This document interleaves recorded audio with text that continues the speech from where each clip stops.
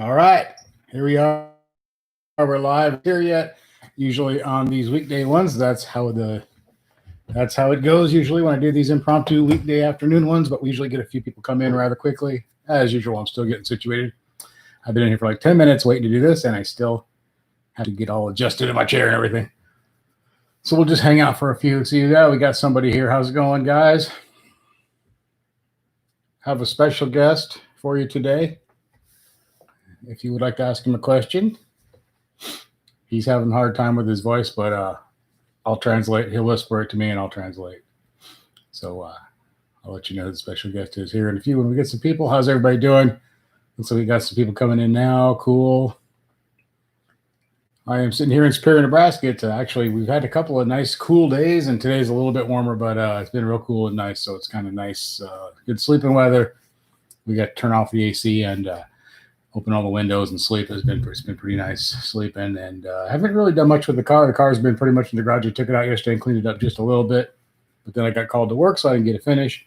And so the Challenger is sitting in the garage, and of course the Tesla is in Hastings with Kim at her job right now. So I am just hanging out in the house and kicking it, thinking about making a video today. That I decided to just go live and see how you guys were doing. And driving around the other day at work, I was coming up with some good video ideas, and well, that's a long story. Anyway, hope everybody's doing okay. Hope everybody's been good. I tried to come in Sunday. I set up the stream. I got everything set. I got it on Instagram. I got everything set to where I wanted it. And as soon as I did that, the phone rang and they needed me to go to work. So I had tried to delete everything real quick before I ran out the door, which was a real drag because I really wanted to do the Sunday night thing. And unfortunately, that did not happen. I apologize for that, guys. I hate to put it up and advertise it and then not be there. But sometimes that happens, as some of you may know. I have kind of a 24/7 on-call kind of schedule. So at any time I could be called, including right now, I could have to answer the phone right here and then jump up and leave. So it's kind of hard to really plan a lot of things as far as live streams go. I used to pretty much all the time, and I got pretty lucky. With my two old jobs before that, it didn't matter. I could do them whenever I wanted anyway because I had a schedule there, and Sunday nights was not a time I worked. Since I have my newer job now, at first I got real lucky. I didn't miss very many, but lately I've only been able to do like one Sunday night stream in like maybe the last month or month and a half. It's been pretty rough. So anyway, I thank you guys all for sticking with the channel and everything. And I've been making many videos lately. Like I said, been working and working. So I'm actually surprised I'm not working right now. I looked and I am like third on the list of people to call. So hopefully it'll be a while before they call me so I can talk to some of you guys and hang out a little bit, see how you're doing and all that good stuff. I see we have people coming in, but nobody's talking. Hello, guys. How's it going? Feel free to chat over there in the chat bar and rescue me from this hole I'm in here. How's it going, man?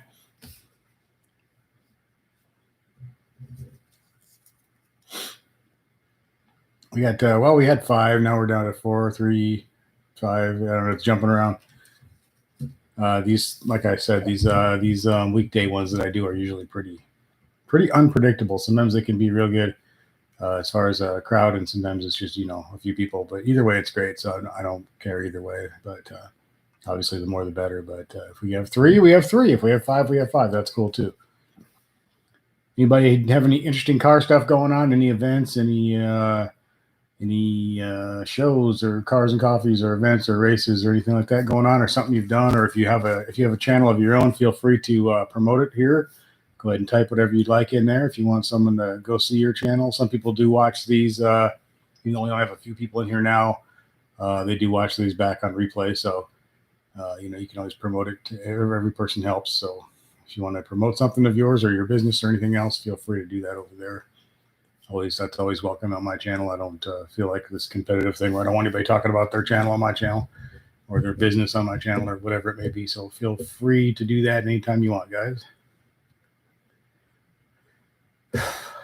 Take a breath there. I did a lot of talking. So we got a few people. Again, nobody's saying much yet or anything yet for that matter. We haven't got the Tesla fixed yet. That appointment last Friday or Thursday, whatever it was. I think it was Friday, I guess. that got messed up. So she had to make another appointment, which is a couple of weeks away, I think. So we're just waiting. I know it's something I could probably do on my own, but since the car's under warranty and all that stuff, I really don't want to mess with stuff and start taking things apart, just for fear that I may mess something up. And I'd hate to have to explain what I messed up, and I'd rather just have them do it, even though from what I've seen, a couple of people have told me it doesn't look like too hard of a job to just fix myself.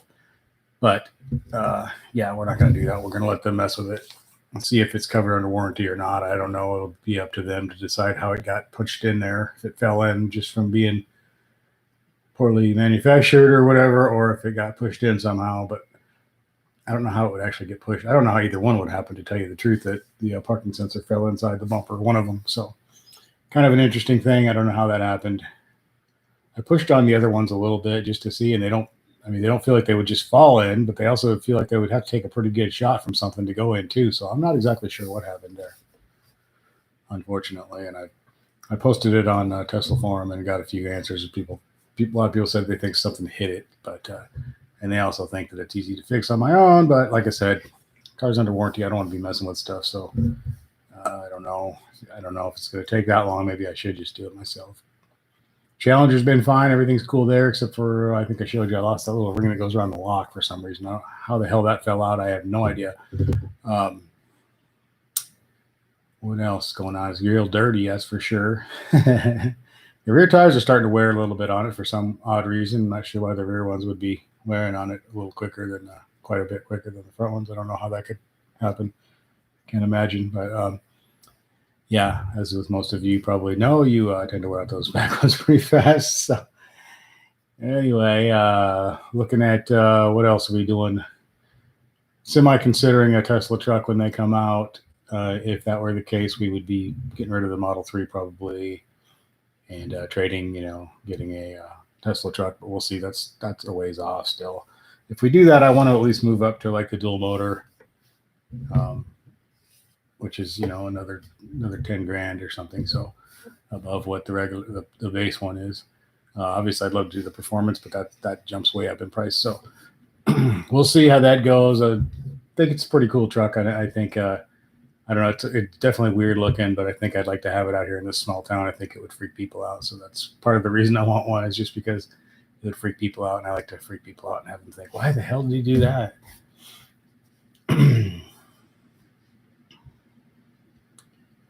So we got 3 people watching. Everybody's just kind of lurking in the shadows over there. Say hello or something. And who's out there, man?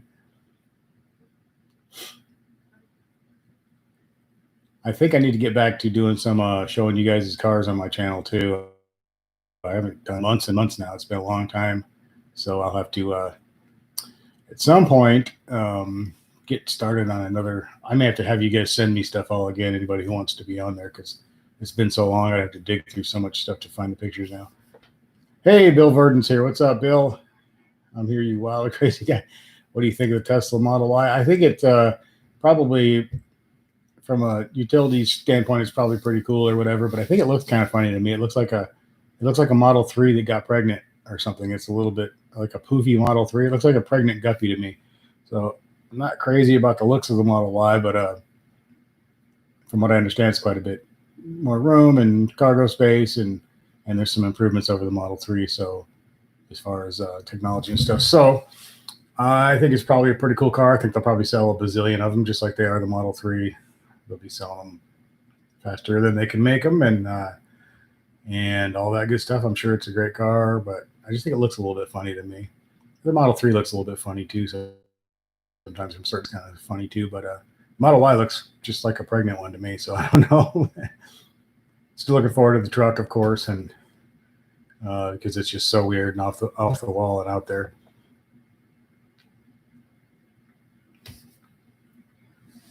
But we'll see if that happens. We're kind of kicking an idea around. I mean, it would be a similar situation right now. We'd be saving, oh no. That's my phone ringing, but it's not working, so we're okay. I'm just gonna let it ring. I don't know what, probably one of those car warranty things.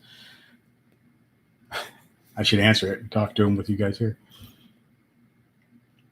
But anyway, that's all stuff in the future, so we'll see. But yeah, the Y, I haven't seen a Y in person yet, though.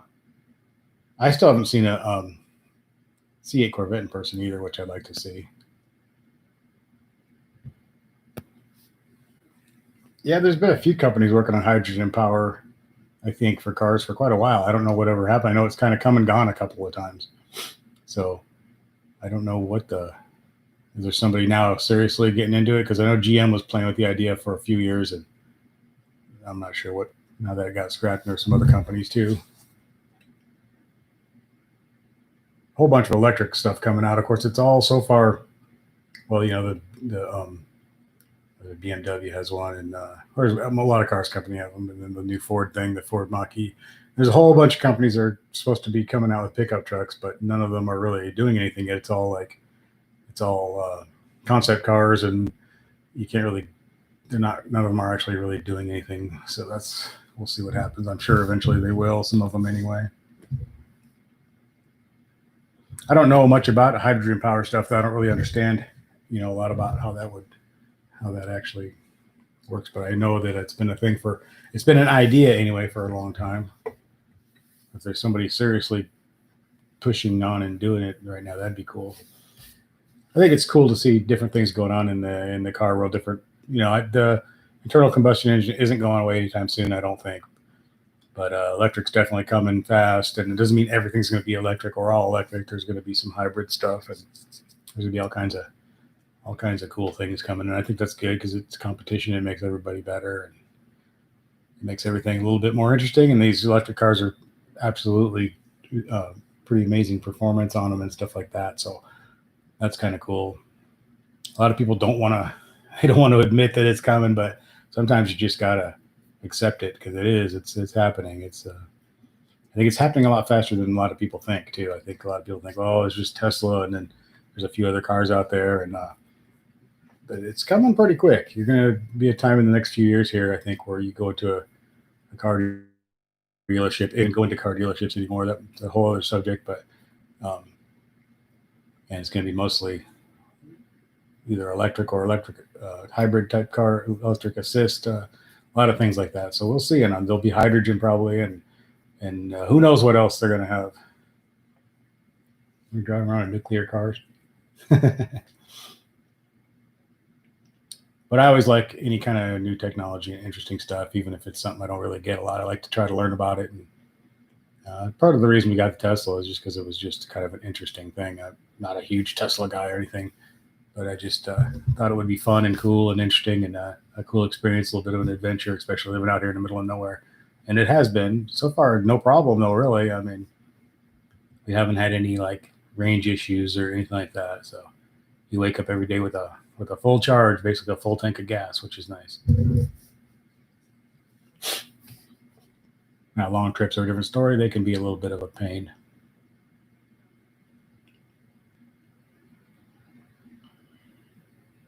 We got two people.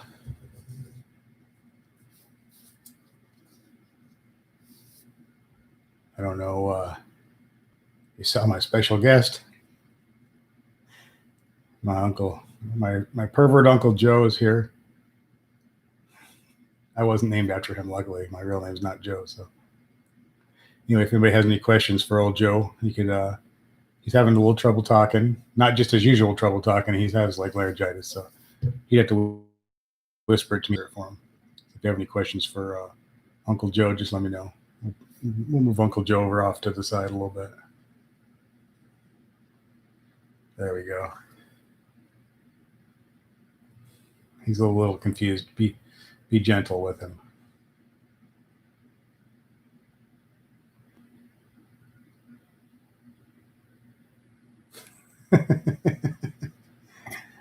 That's what he says. He says, "Come on, man.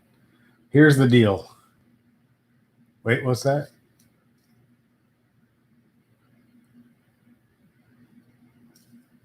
Okay, he says, "Come on, man. Here's the deal. You on cocaine? Did you get tested for cocaine for that Tesla truck that you're driving to the Octopus Club?" So if you guys know what that means, I'm not sure. Maybe I missed something in the news somewhere, but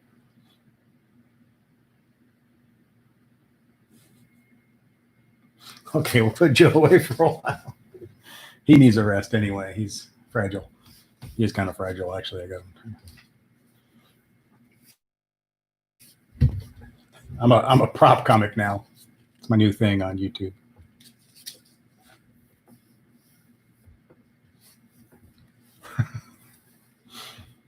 He'll just kind of creep up on us every once in a while. Or at least expect that he'll suddenly be right there. He's looking for underage girls.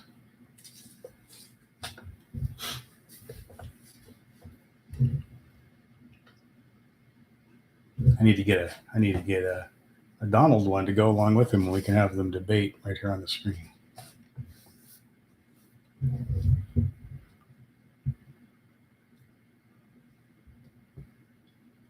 We like celebrity deathmatch. That guy here in town, I don't know if some of you were. I was talking to some of you about that. He got a Challenger. I haven't talked to him about it yet, but I did see it in his driveway. It's black. It's a pre 15 model. I'm not sure exactly what it is. I'll have to get with him and talk to him about it. Lawrence Cunningham, what's up? Oh yeah, Lawrence, they are working on an electric Dodge Ram pickup. That's going to be for sure. And something interesting I saw that they just kind of triggered my memory there. If you know who Sandy Monroe is, Sandy Monroe is he owns Monroe and Associates or something like that. I can't think what the company's called, but he's been in the auto industry for his entire life, and he's an older gentleman now. But he's been in the auto industry. He owns a company now which they buy cars and other technology, all kinds of things besides cars, but cars, and they deconstruct them, take them apart to every little piece, and they examine everything, see how it's built, how it works, how much it costs to build, like how much does it cost the company to build. They can figure all that stuff out. And he's been doing a lot of Teslas lately, and he was saying when he does the Teslas, none of the European or American companies except FCA are interested. They come in and check it all out. Fiat, Chrysler, Dodge, all that. They come in and they want to see everything. They want to learn everything about the Tesla stuff that they can from him. GM, Ford, all of the European companies, is not all of FCA is basically a European company, but none of them are interested in it at all. But he was mentioning that he thought that was pretty interesting, and there's definitely some stuff going on at FCA, which is going to be now whatever the hell they're calling it now. But there's going to be a lot of electric stuff coming. It's just, they've even said it. People just don't. It's not in the news a lot, but if you look at some of the Detroit Insider stuff and dig a little deeper, they've been talking about it a lot lately.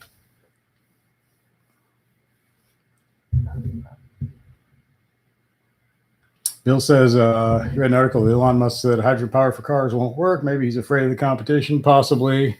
Or maybe he, everyone has their opinion on that stuff. So maybe he just doesn't think it's a viable, efficient way of doing it. I mean, I'm sure he's a pretty smart guy, so I'm sure he knows a little bit about it. But yeah, maybe he doesn't want the competition, but who knows? Although he doesn't seem too concerned with competition in electric cars. He congratulated Ford on their Mach-E. He said it was a beautiful car and a great concept and all that stuff. He really liked it. So that was kind of cool. He didn't say anything bad about it. And he's offered several of their, I know he's offered some of the battery technology and a few of the other technologies that they've developed to other companies, although there's not really any takers yet, but he's offered it up. So I don't think he's super concerned about competition, but who knows? Maybe he is. I'm not like a worshiper of his like some people, but he's a pretty smart guy. So he managed to get us back into space for 1/12 the cost of what it was costing us before. So that's pretty impressive. It's always just shows you how much private industry does things better than the government. Hey, Jeffrey Erickson, what's going on? How you guys doing? Good to see you all. Cheers to you. Let me get my, I got nice coffee in a mug, in a thermal. This came with the car when I bought the Challenger. That thing's getting old. Look at that. That was one of the things they gave us when we bought the car. Look at that. It's a mess. Marshall Dodge in Salina, Kansas. That thing's taking a beating. It's coffee 20 for me. Cold. It's iced coffee. I should have a beer, but Not really feeling much like a beer right now. Well, I could have to go to work, so there's always that issue too. Yeah.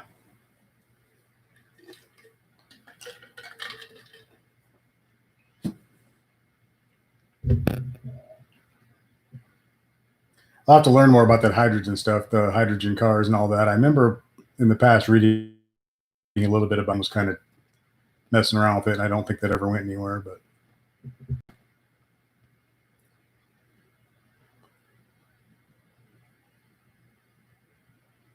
hey, Vincent Madrano, what's going on, man? Good to see you. Yeah, it has been a while. I haven't been doing a lot of live streams either, so I've been working a lot.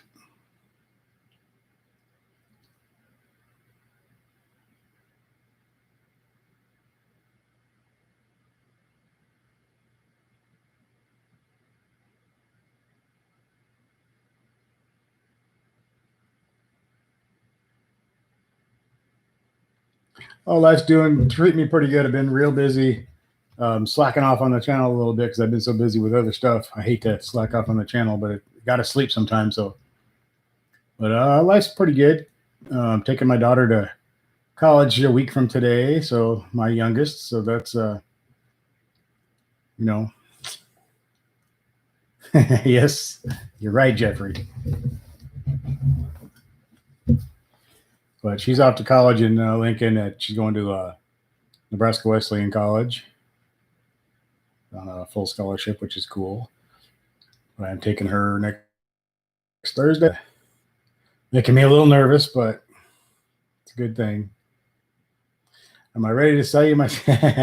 No, not quite. Maybe one of these days. The time comes to move up to a Hellcat, possibly then.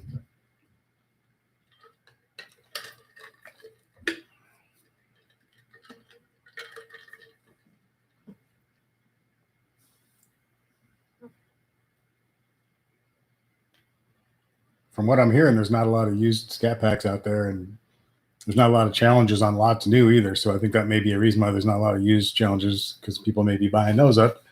They're a little behind on production, I think, with the COVID and all that crap.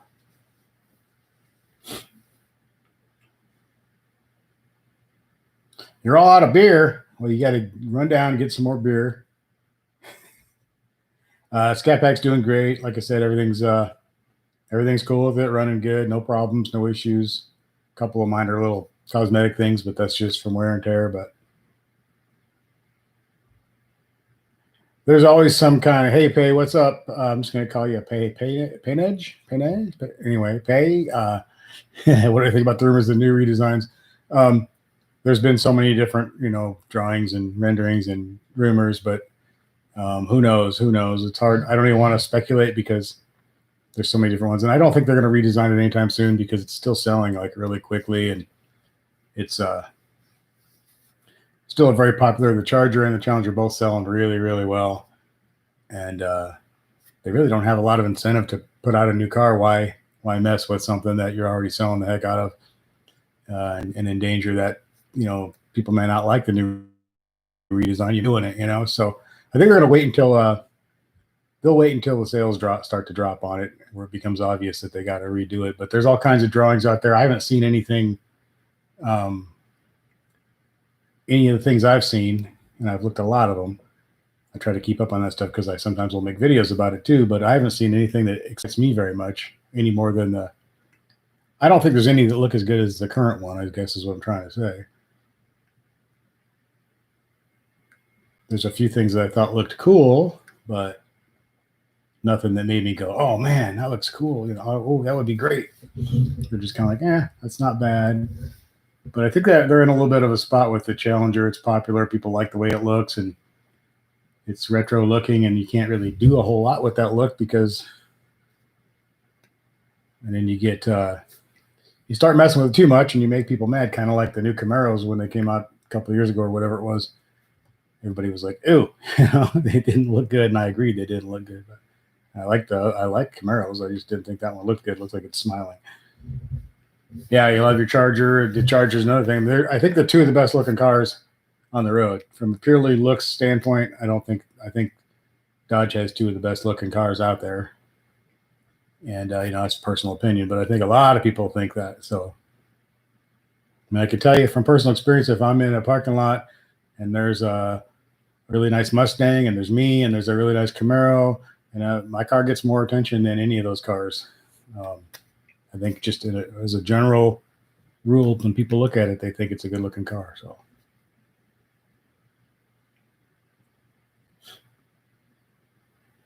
yeah, I mean, they got a good thing going. They just tweak it a little bit, put some different horsepower and, a little different performance things here and there and different packages and whatever. Keep messing with the same thing because it's working. So why? There's no point in changing. You don't just change for the sake of change, especially in today's world. And you know how much it costs to redesign or retool and retrain and all that stuff for a new model.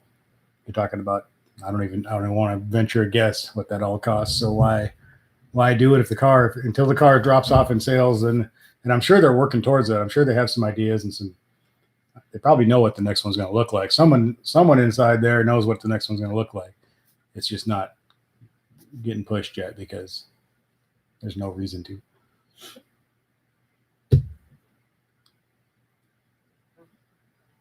That I do not know, Vincent. I'm not sure on that one. If the first year Challengers came with the manual transmission, I don't know.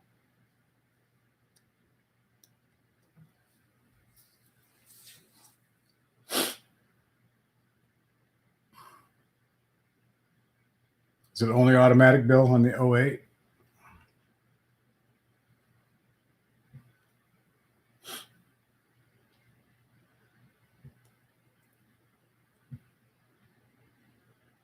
I'd like to drive one of those older ones. I never have.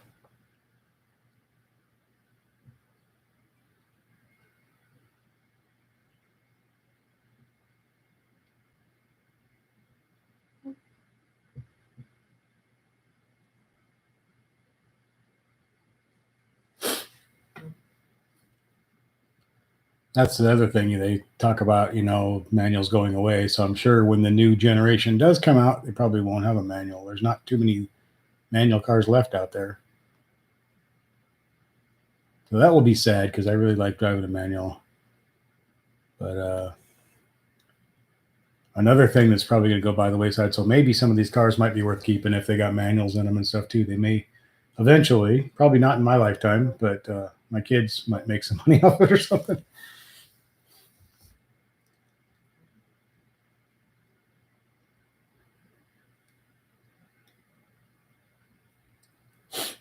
Yeah, I think so, Vincent. Sounds right.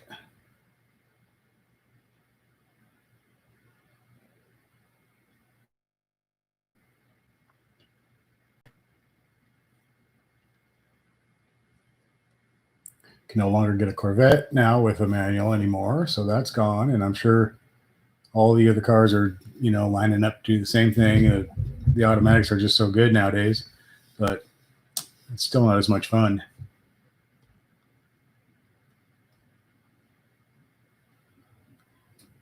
So Bill says 2009. Okay, so in 09 you get auto or manual.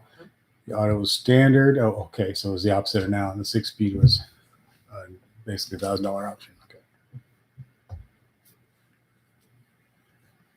See, on my Scat Pack, I wanted the manual anyway, and it's what was standard. But if you got the manual, you had to pay was it $1,000 or $1,200 gas guzzler tax. If you sprung for the automatic, since it gets a little bit better gas mileage, you didn't have to pay the gas guzzler tax. So it's kind of like a wash. Either way, you were paying the same amount. But I wanted the manual, so gas guzzler tax it was, which is the BS government crap, but we won't. Yeah. Trying to discourage people from buying things.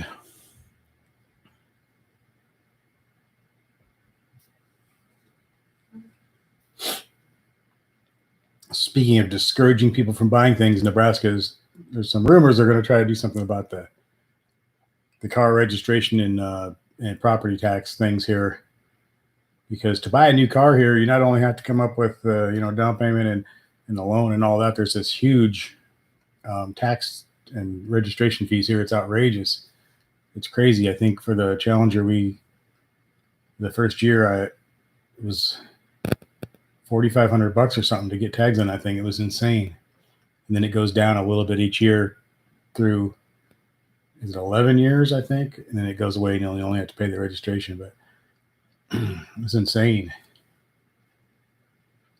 I think a lot of people here may buy a car and then be shocked when they go to, some of them are financing the taxes and stuff into it too. But if you don't, and you go to put tags on that thing, you might be a little surprised. Nebraska's horrible on that stuff. And that's actually coming up again next month because we bought the car in September. So we have tags and registration coming up next month. And I don't know how much it's going to be. I can't remember. Last year it was 1,000 and something, I believe. Hopefully it's under 1,000 this year. I don't know. I'll let you know though. I lived in Colorado. It was nowhere near that. Maybe it is now, but it was, you paid your taxes one time and then you just had to register the car every year.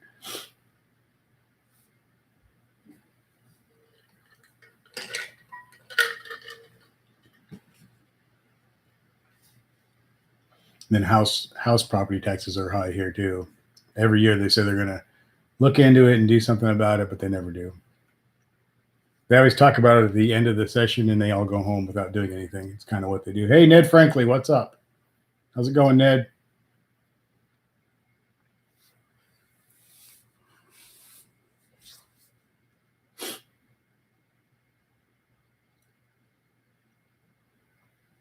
Good to see you, Ned. How's it going? Good to see all you guys.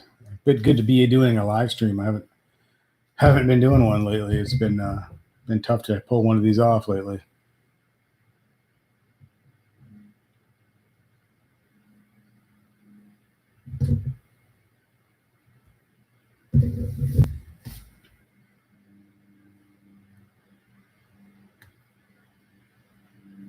Still waiting on that thing, huh? I think things might be a little slow with all the stuff going on. It's a little bit backlogged, probably.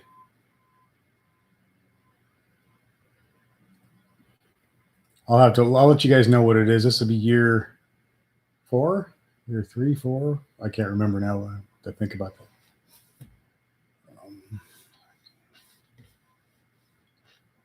Yeah, this will be the 3rd or 4th year, but we shall. Dealer says this weekend. Cool. Well, that's always good to get it on the weekend.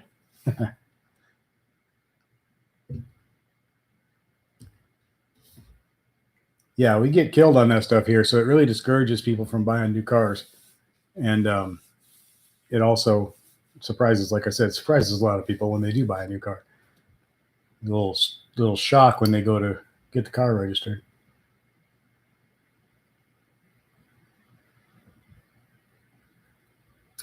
So just waiting for, okay, so you're close then. Yeah, that's when it's you'll have it shortly. That's when same thing, we ordered ours. It got to wherever the hell it was and got on the truck, and then it was here like right away.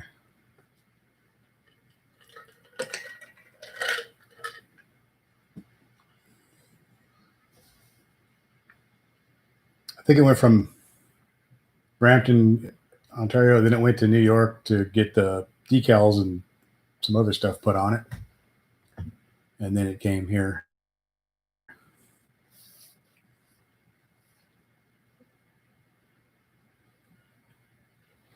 And we had trouble. I think I told you this before. We had trouble tracking it because at the time the little tracking system was down. Was it VATS or whatever? I can't remember what it's called now, where you can look it up online and see where your car is at and all that good stuff. I don't know if they still have that, but then they did then.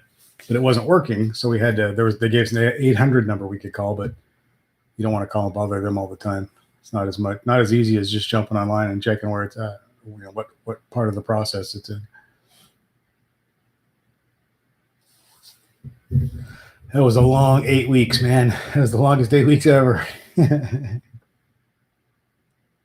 Oh, really? No, I don't know what they're doing now. At the time, there was like VATS thing online, and it wasn't working. So we asked somebody about it, and they gave us an 800 number, which we called a couple of times. But like I said, you just don't want to be bugging them all the time. So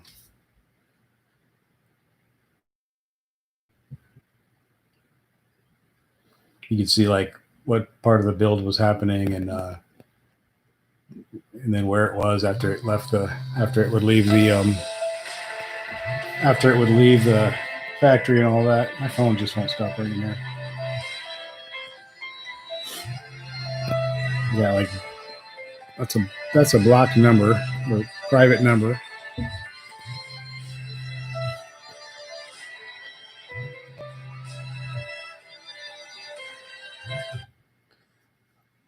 So you're 6 weeks. So that's not too well. Yeah, 6 weeks would be about right because ours was 8 weeks. But when we ordered ours, they still weren't building them for 2 more weeks anyway because we ordered it in July and they weren't production on 2018s didn't start until the end of July. So we ordered it like the 10th, and I think the production didn't start till the 24th. So it took 8 weeks. So it was about 6 weeks from the time they started production back up.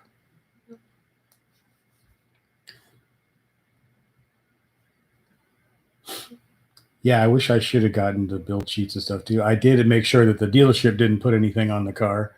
I told them do not no dealership stickers or plaques or whatever. I said, if you want a license plate frame or something like that, that's fine. But no, nothing. I don't want it to say Marshall Dodge on it anywhere that I can't just take off. I could take it off anyway, but anyway, so they didn't put that on. That was cool. Actually, I should say Kim did that. Kim's better at that kind of stuff than I am. We were going to cancel our Sirius XM because it was up next month, and it's really not that great, and it costs too much. And the last couple of years, she's called and gotten us a really good deal. And this year, I just said I don't want to do it. It's ridiculous. I want to pay for it. It's stupid, and let's just get rid of it. And she's like, okay, yeah, it's kind of stupid. All I do is flip through the channels the whole time I'm driving. I never find anything anyway. But she came home the other day and said, yeah, we're going to have Sirius XM again. She got it for, I don't know, some ridiculously low price. It was like too low to pass up, and living out here in the middle of nowhere is kind of nice to have because you can get radio. But I don't know. But yeah, she's really good at like calling in, getting deals and demanding things. And I'm more the, kind of guy. I'll just let it go or whatever. If I buy something at a store that I don't like, I usually just, don't do anything about it. Like if I buy something at the grocery store that's bad or something, worry about it later. I'll buy another one. She's like, nuh-uh. She's good at that kind of stuff. I'm the opposite.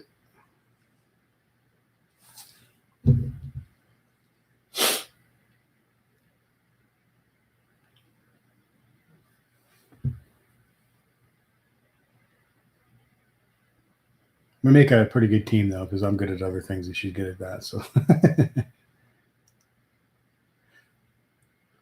I wish I got the mid stereo. I got the Alpine or whatever. I wish I'd have gotten the whatever the top one is. I can't even remember now, but everyone seems to like it pretty well. The Alpine's pretty bad. I mean, it's not great, I should say. I wouldn't say it's bad, but it's. Then people say, well, just change the speakers, and there's a sub that's built just for this car that goes in the back where the spare tire would go. There's a little thing down in there. This thing fits right into it. But it's like, God, I think it's like 12. Yeah, I kind of wish I'd gotten the upgraded, the Harman Kardon system or whatever it was. I can't remember now. All we got was I got the Scat Pack appearance group and the leather, the Alcantara and leather interior. I think that were the only two things above the just regular Scat Pack that we got. I wanted the appearance group because I wanted that stripe on the back, which I really love about that car. And I wanted the blacked out grill, which I could have done myself anyway. And what else? That came with, that gave you the interior where the gray part of the interior, where it looks like honeycomb stuff instead of just flat. And then I think you get the B when you start the car up was part of that group. So there's a few pretty cool things about it, and I really wanted to have that stuff. So we got that. And then at first we didn't order the leather. We called them back like the next day, changed our mind, decided to get leather, and I'm really glad we did. You get the dynamics. I wish I'd have done that. The appearance and the shaker and red calipers. Cool. Yeah, we called them back and got the leather. We talked about it overnight, and we both decided that we do the leather. That crazy gamer, what's going on? Hey man, good to see you here. What's up? Ned's bringing me back to all my memories about ordering the car. That was a good time, actually. It was fun. The wait was not fun. That part was rough, but looking back on it, it's a lot more fun to think about than it was going through it. Doing good here out in Nebraska. Just hanging and doing whatever. Trying to get through the day basically. Lately it's been busy, so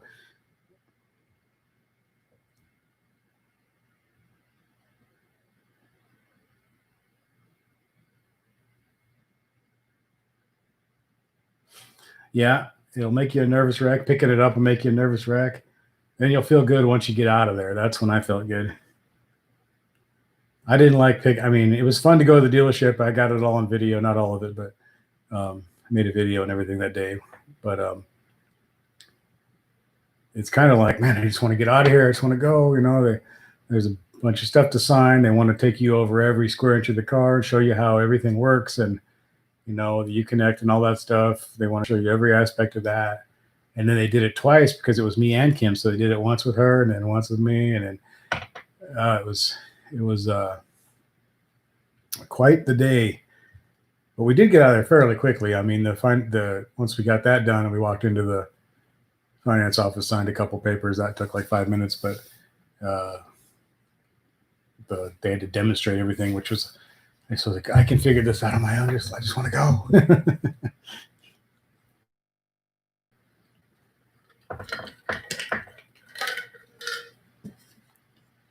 And they had our car up. It was a Saturday morning, and they had our car kind of up on display on the front corner of the building.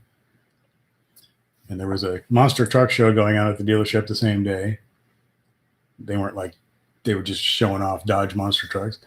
And they were taking people for rides around the block and stuff. So there was like a little crowd around our car. People were checking out the car, and all the salesmen were checking it out, and all the people that were checking out the monster trucks were all coming over to check it out.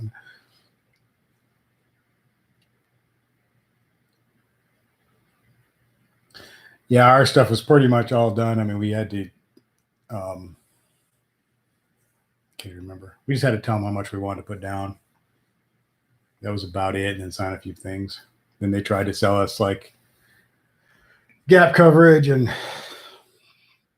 I forget what else, which he didn't really try to sell us. He said, you don't need this. You probably shouldn't get this, basically. So, because we put enough money on it now. We weren't going to be upside down in the car, so at any point. So he was cool about that. He didn't try to push that pretty quickly. I mean,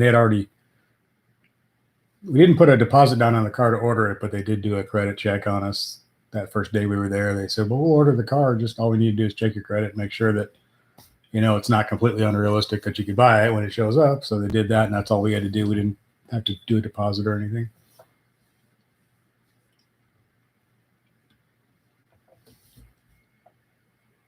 Oh, cool. You get a Dodge credit card? Nice. That's pretty cool.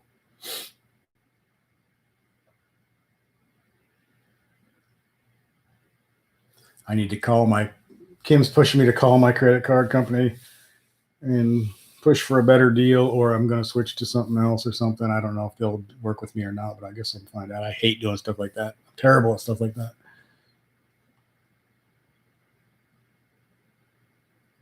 Yeah, Challengers are still selling strong, and Camaros are really selling poorly, and Mustangs are kind of in the middle there. But Mustangs and Challengers are still popular cars. The Camaro, I think they just took a swing and a miss on that last redesign, and they didn't need that because they were starting to drop off anyway. That kind of hurt them. I think it's sad that it's going away. If it really does go away in 2023, I hate to see it go away, the Camaro, but we'll see if it goes away again. It went away for a while before, so I kind of hope they save it. I think they could because performance-wise and all that, there's nothing. It's just the appearance of it is not very nice. I don't think a lot of people are.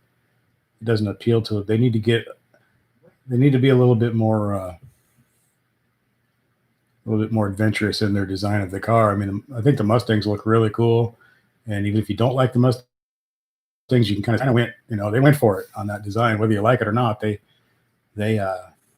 it's an interesting looking car, and there's a lot of angles and a lot of cool looks to that Mustang. But the Camaro is just sort of like, what is that? It's like, it looks like a Malibu or something with 2 doors, a little bit beefier, but basically it looks like Malibu's big brother, which it shouldn't. It should look like its own car. It shouldn't look like the other Chevrolet cars. It should look like its own thing.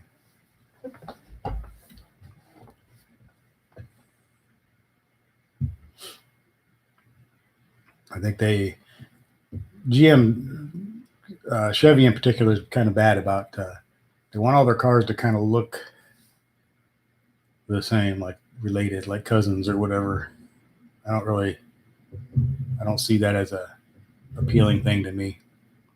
If I'm going to go spend the money on something like a Camaro, I want it to stand out and definitely jump out as something cool and interesting and different.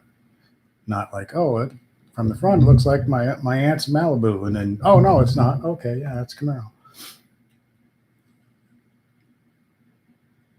So you get 5% cash back on Dodge purchases. Nice. 2% on everything else.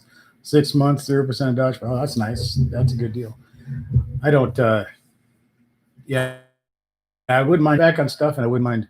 I don't. I pay everything every month, so I don't really worry about too much interest. But I have a couple of fees I have to pay every year too, which I'd like to get rid of. So I'll see if they'll work with me. If not, I'll have to look around and see if I can get something else. Cancel this one. I've only got one credit card. I don't really use it very often, but I do like to have it because, in life sometimes you have to have one. There's certain things you just can't do without one. So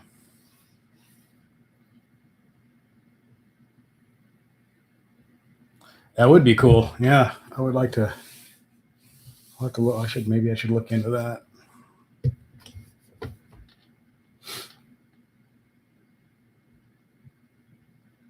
Yeah, I mean, I pay at least right now. I paid off every month. Now, if some emergency happened where I had to spend if something came up where I had to use it for some huge thing or something, then I probably wouldn't. But it'd probably take me a few months to pay that off. But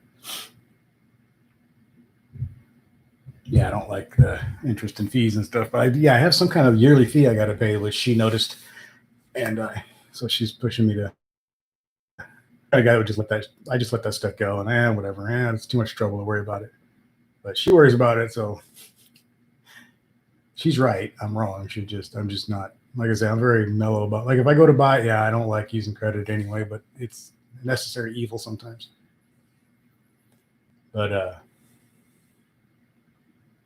I mean, there's been a couple times where I was at work once. I was a couple hundred miles from home into the company car, and I had like $6 in my pocket cash, and I had my credit card, and the company car gas card would not work, and I was out of gas. I needed to get gas. So the times like that, when you're glad you have one, because I used my own card and then they reimbursed me, but I would have been kind of screwed without that card. I don't really like them, though. I don't like using them. But I was happy to have it that night because I don't know what I would have done. The company gas cards were cut off that day for some reason, which had me a little concerned about I thought, is the company going under or something? But I think there was just a glitch.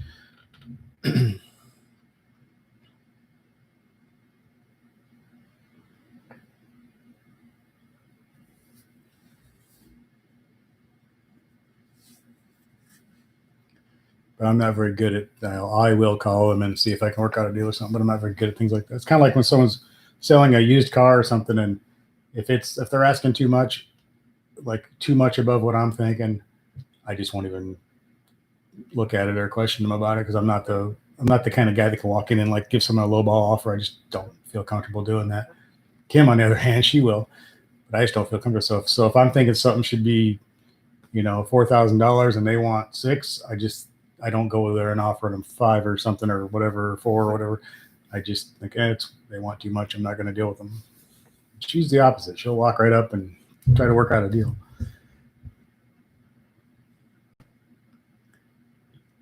Oh, you're going to put your down payment on it so you get the $250 cash back. Cool. Yeah. What the hell? You might as well.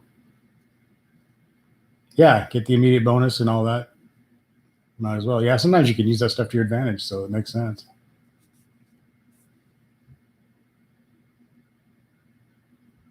Oh, really? Your stimulus money was a debit card? Wow. Yeah, I would. I bet some people probably did throw it out thinking, oh, it's some one of those, they send you those cards or you're pre-approved crap. A lot of people probably thought that's what it was. I know a lot of people who have, or not, I shouldn't say a lot. I know a couple people who have, like when they went to get a credit card or a debit card, they send you your PIN number in a separate envelope that's kind of plain looking, and you usually get it before you get the card. And I've known a couple people who didn't realize they thought it was junk mail. They didn't realize what was in it. Their PIN number was in, they threw it out. And then they got their card and was like, I don't have a PIN number. And the bank's like, well, we sent it to you. One of those kind of deals. Oh, my back oh, crap. My back just flipped out on me. I got my stimulus in a check because I didn't get any. I haven't gotten any tax returns for a couple of years. I didn't get any money back, so I didn't have like a bank account set up with them for direct deposit. So when I got my stimulus, it just came to me in a check. So it took. I think Kim got hers into her bank account pretty quickly, and I was about a month behind her getting my check. And then I got another check from them too, which was for student loan payback something, and I never did understand what that was about. There's something else in that bill that I got some student loan money back for some reason. Not all of it, but a little bit.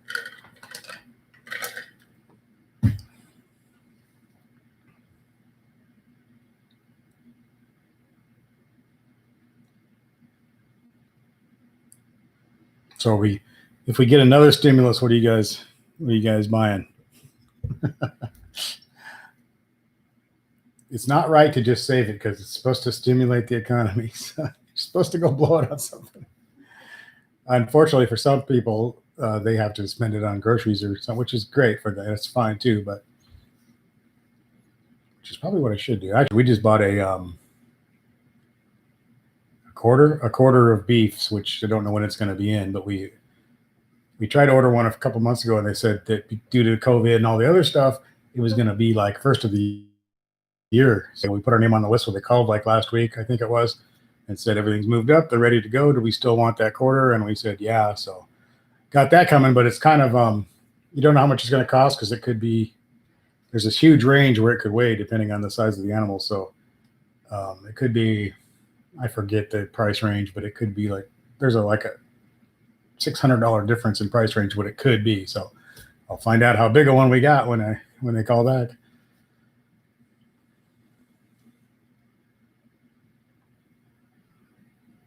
I'm thinking about an AR-15. I also want to get a Hellcat intake for the car. There are a few things. I just ordered some. I don't know if you guys seen some of my videos on the Tesla, the bugs on the front of that thing because she drives it 120 miles every day up the highway and back, and it's just a bug. The bugs are just horrible. It's a mess. So I've been watching a lot of videos, and everybody's the miracle thing for the bugs now is this Citral. I think 266, I think is the number. So I ordered some of that. It's like $19 for a 16-ounce can of it. And what I'm seeing in all the YouTubers' videos is it does a really nice job of getting bugs off fairly easily. So hoping it does because I just spent on Saturday or Sunday, whatever that was, I think it was Sunday, I spent a good hour and 15 minutes just on the front of that car getting the bugs off. And then I had to wash the car after that. And by the time I got that done, I was like, man, I don't want to wash the car now, but I did. But yeah, I wish I'd have done that on both cars. I wish I'd have gotten the ceramic done like immediately on both cars. But again, after spending all the freaking money to get the cars, it's kind of like, oh, damn it. I don't have that much money to mess with. But yeah, it's a great idea. I treat the front of that Tesla with not real deal ceramic stuff, but with the Turtle X ceramic stuff and a bunch of other. I've tried a bunch of stuff, so I hate to think how bad they'd be stuck if I didn't use some of the things I've been using, because it does come off a little easier with that stuff. I hate to think how hard it would be without that stuff, but man, it's yeah, I should have done that too. Yeah, I think there are some things, but I'm about damn near ready to wrap saran wrap around the front of it. Just peel it off once a week. It is tough. You know, there's no grill or anything, so it just got that kind of flat front, and it just, boom. It's like it was made to, it's almost like it was made to catch bugs. It's pretty nasty. So anyway, the Citral, I think it's 266 is the number. It comes in a liquid or an aerosol. I got the aerosol can, so hopefully it works as well as, these weren't advertisements I was watching. These were like YouTubers like me making videos about it, and they all seem to love it. And they were showing it looks like it makes things come off pretty damn easy. So I'm hoping I get at least a few uses out of that can, because like I said, it was like $19.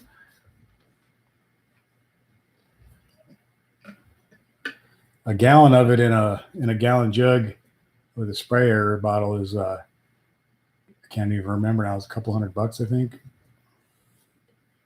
And if it does work that good, I may go that direction because it would be cheaper, I guess. But Ned says your buddy has a BMW 540. Took 350 of the paint correction and then 300. That's not bad, because I hear that's actually pretty good. Yeah, that wouldn't be bad. See, if I thought I could get it for that kind of money, I probably would have done it. Plus, out here in the middle of nowhere, I don't know where the hell I'd have it done. I'd have to go to Omaha or somewhere probably. Yeah, hopefully not, Ned. It shouldn't be much.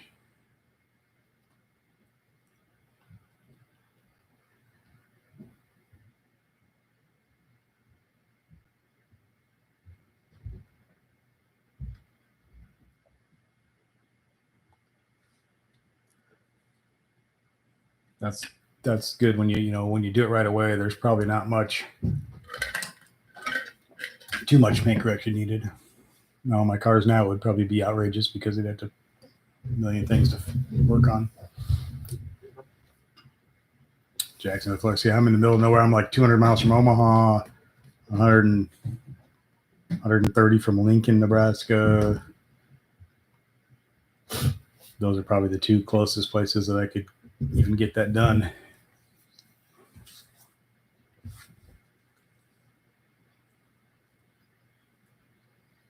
I think basically the paint correction is like clay barring and getting all the contaminants out of it and getting everything perfect before you seal it up with the ceramic or whatever.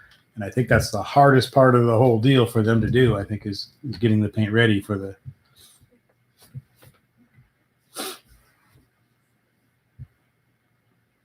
Tail Happy, what's going on? How you doing, man? Good to see you.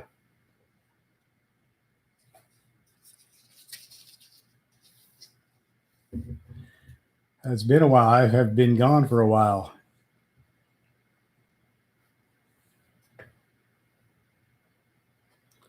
So just kind of hanging out here talking about cars and paint correction. And Ned's about to get his Challenger here any day now. His Scat Pack. Yeah, there's quite a few videos that explain it, but a lot of it's basically just prepping the paint almost for the ceramic. So there's like the clay bar, get everything perfect and get everything, all the contaminants and impurities and everything out, because they're sealing it up with the ceramic supposedly or whatever. So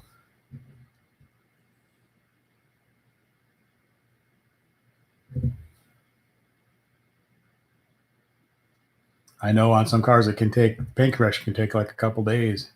That's why it ends up getting so expensive, especially if you have a car like mine that you've been driving around. I missed my last stream on Saturday or Sunday. I got it all advertised and up and ready. All I had to do was turn it on. Then I got called to work and had to leave.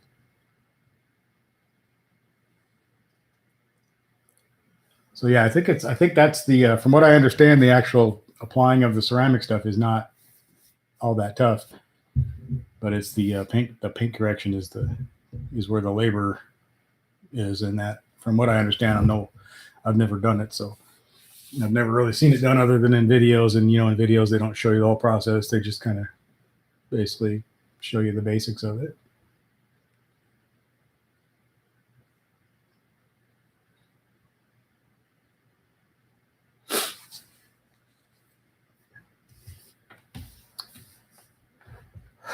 I got to get under the Saturn and see what's up. The beater car that I take to work and back, it's now making this horrible thumping, ripping sound from the rear end that, especially when I go over any kind of a big bump or like railroad tracks or something, it sounds like it's about to break in half. That's something definitely not right under there. And I probably should be doing that right now, as a matter of fact. I thought about that this morning. I was like, I definitely got to see if I can see what's going on under there. If it's something I want to fix, or push the car off into a junkyard somewhere because it's not worth anything. So a decision that's going to have to be made. We kind of need a pickup truck, so we may get rid of that Saturn and get a little pickup or an old pickup or something. Yeah, I'd kind of like to let it die. I mean, it needs a bunch of stuff. It's making a horrible scraping sound coming out of the front end, which is, I don't know if it's the brakes or I don't think it's brakes. I think it's wheel bearing, but it needs a bunch of stuff. You really can't even take it on the highway, which I don't. Just take it a few blocks to work and park it and then drive it home. But it's embarrassing. It makes so much noise, and now it's making all these weird thumping and sounds like it's going to break in half. So I have a feeling this is going to be a little bit more stuff than what I'm going to want to put into that car. So we'll see. I don't know if we just move on to something else, or of course that doesn't always solve the problem either. You move on to something else, you might have the same or worse problems in a week. So who knows? We'll see. Try not to think about it too much, but I will be letting you know if anything happens either way on that. But yeah, I need a beater pickup. That would be cool. I keep seeing old pickups that I want, but in reality, I need to get a beater 90s or 80s or something pickup. Oh, let's see, that Saturn, I think it has like 160,000 miles on it.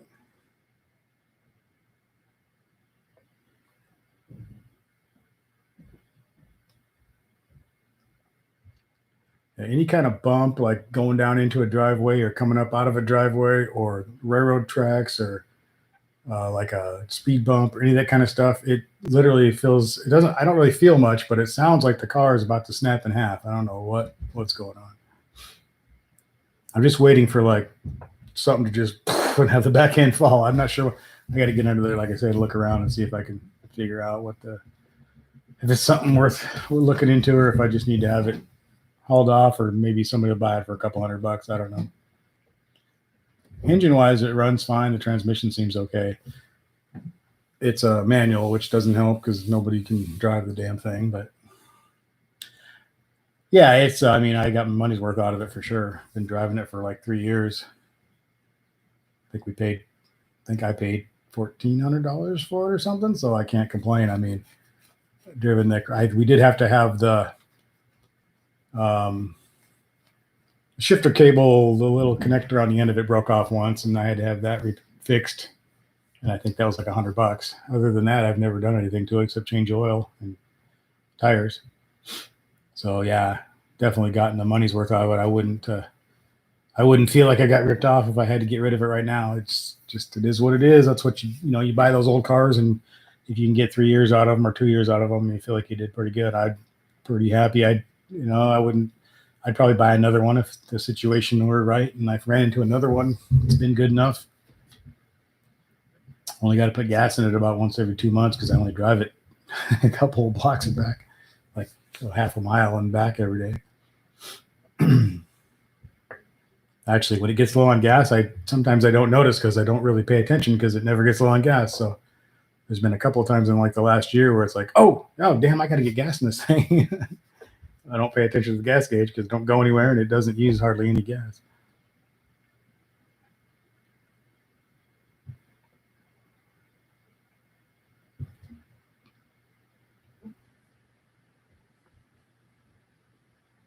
Oil changes are a pain in the butt. The only way not the only way, but the best way I've found to get to the oil filter on that thing is to take the passenger side front tire off and then pull the inside liner back and get to, because everything from underneath is like super awkward to get to it.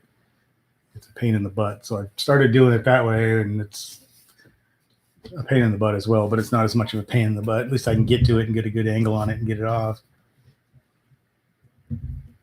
Yeah, I wouldn't mind having a Dakota or any of those, an S10 or a Ranger or an old, regular pickup or whatever, 6-cylinder or something. I don't care as long as it runs decent and has a bed. There was yesterday I was looking at I shouldn't even be looking at it, but I was looking at a 71 F100, pretty nice truck. Really, I should stop looking at stuff like that because those older trucks, I love them. I love old Ford pickups, but they're a constant pain in the ass because there's just always something with them. They've been beat to death all their life. I love them, but I've had several, and it's just constant. You never have everything fixed at once. Always something going on. This one, it's orange, and it was brand new truck, brand new tires, and had cool wheels on it. And it's a 71, a 360 with I think it's automatic. I think it was an automatic. Yeah. And a really cool looking old truck, and I really loved it. I just got rid of a 74, and I had a 68 that I really loved, and which I wish I'd have hung on to both of those because those trucks are about double. They're asking about double for those now from what I sold mine for. Suddenly they've become popular.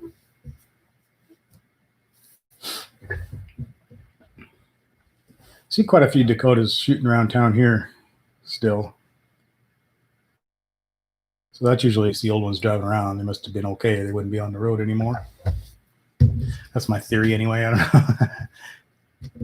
But like you see a lot of S10s and see a lot of Rangers.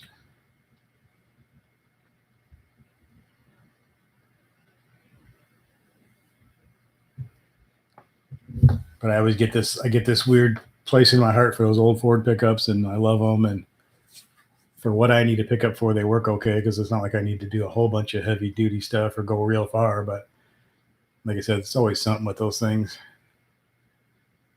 They end up costing me a bunch more money than what I pay for them always.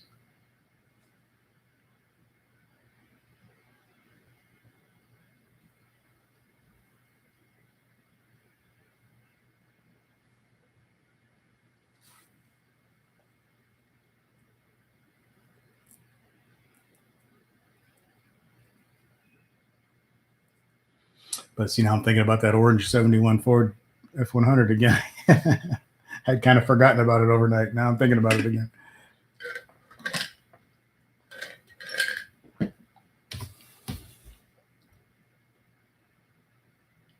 Teleby says you have 185,000 miles on your V8 4x4, has less rattles than your Challenger. I don't have any rattles yet. My 74 Ford that I got rid of a while back, it was an F250, but I loved it. Look, it was a pretty cool looking truck. It was a pretty solid truck. A few little issues here and there, nothing major, nothing that I didn't fix myself. But as far as rattles and stuff, it would drive you insane. The doors rattled, the windows rattled, the panels, everything on that car rattled. It would give you a headache.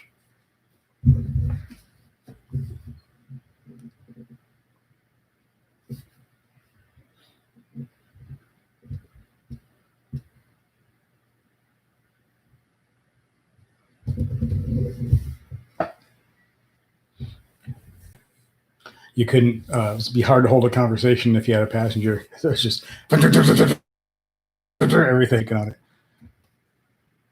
And the exhaust was pretty loud too, but you didn't hear the exhaust so much because the damn car was rattling so much that it would drown it out. Yeah, I don't know. Hey, Texas Beach Bum, what's up? That's the Outlaw SS. That's his channel now, is Texas Beach Bum. He's now a Jeep. He's now a Mopar guy. I always knew he was a Mopar guy. I was just watching your fishing video there, Texas, a couple hours ago with the pizza rolls.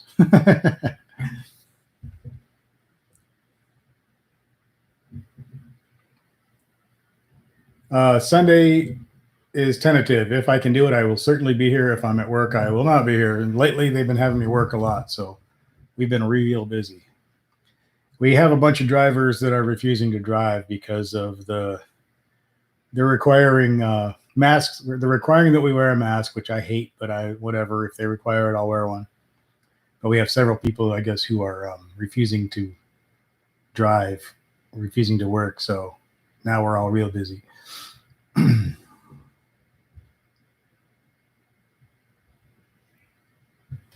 Because we have passengers. So anytime there's a passenger, we have to mask up. So we got people refusing to do that. And I'm an anti-mask guy, but I'm not going to.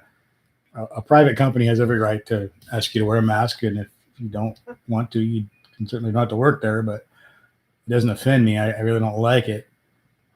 And I think it's dumb. I don't think it does much good personally, but it is what it is. So anyway, it's making us pretty busy because we got, like I said, we got some people who will not work, and apparently they're gone now because they won't do it. So, and they're having trouble finding people even in this, job economy and all that. They're having a lot of, they have a hard time finding people because it's a weird 24/7 on call, long distance driving overnight kind of stuff, and people don't want to do it. So you're loving that Jeep? Cool, man. That's good to hear. You don't miss the 1LE? I thought you'd be missing that, man. I know in the very first, when you first got rid of it, you were kind of missing it, weren't you? The Jeep's really cool though. And I've been having kind of a Jeep thing lately too. I've been looking at Jeeps. I keep seeing Jeeps that I think are really cool. So who knows? But yeah, I like your Jeep, and I like your channel is pretty cool. I loved watching you guys fishing and watching those other people driving across that water. Was pretty. I was like, whoa, you guys are a little crazy, but they know what they're doing, I suppose.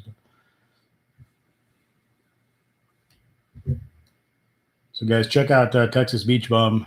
It used to be the Outlaw SS.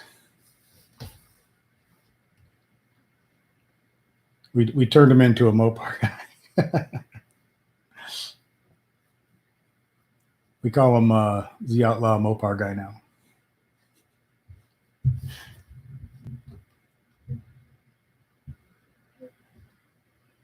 He's gonna have to trade it in on that 392 Jeep though when it comes out.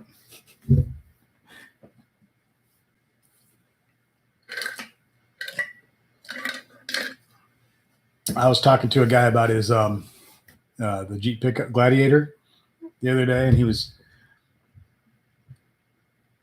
he pretty much liked it, but he was using it for work, and he was using it for some pretty heavy duty stuff, and he said it wasn't quite cut out for what he needed it for. He didn't buy it for that reason. He kind of got stuck using it because his other truck broke down. He said it wasn't. He said if you need it for like heavy duty hauling and pulling and trailering and all that, no. But if you just want it for fun and off-roading and kicking around, having fun on the mountains or the beach or the desert or whatever, he said really cool and good on the highway and decent mileage and overall good. But he said if you need it for anything heavy duty, you probably don't want to. He was in a pinch and had to use it for stuff that he didn't particularly want to be using it for. But overall,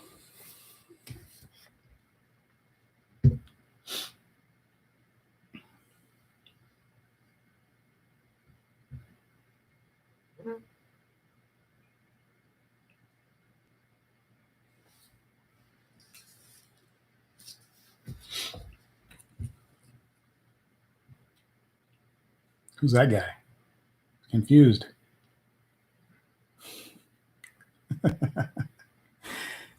I have all my I used to have one of these of, what's his name? Corey from, what's that channel? Drawing a blank. I'll put him away.